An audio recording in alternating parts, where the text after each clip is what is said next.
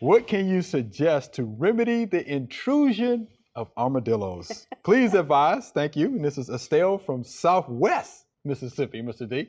Southwest Mississippi. By far, the best option is a 12-year-old with a 20-gauge shotgun or a 22 rifle, I guess. In Southwest Mississippi, I used to live down there pretty close to Loosedale, so I know, well, that's on the other side of Mississippi, but that's actually probably the best way to handle armadillos is with a trap. Yeah.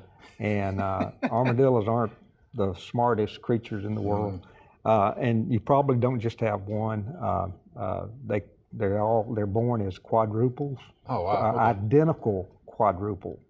So there's 4 to a litter, and it'll either be 4 little males or 4 little females, and they'll become 4 big whatever, and they do a lot of damage. But a live trap, you probably need to construct wings for that trap using 1x6s or even 1x4s or 2x4s even would probably work to kind of guide them into the trap, put them on the edge of the trap and angle them out. And as they're feeding around, they're looking for grub worms. That's what their favorite diet is.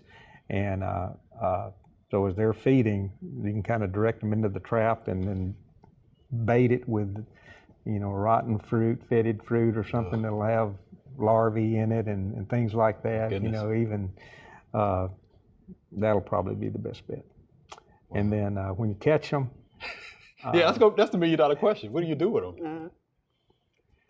Do you have a neighbor you don't like? I guess.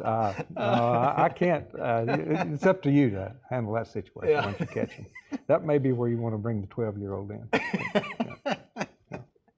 Oh boy. Oh my. But trapping is what you have to do. Trapping is the best way to get rid of them. I can't. Controlling grub worms, might help a little bit, but they're still, they're going to look for an area that hadn't been disturbed and probably feed on an earthworm every once in a while too.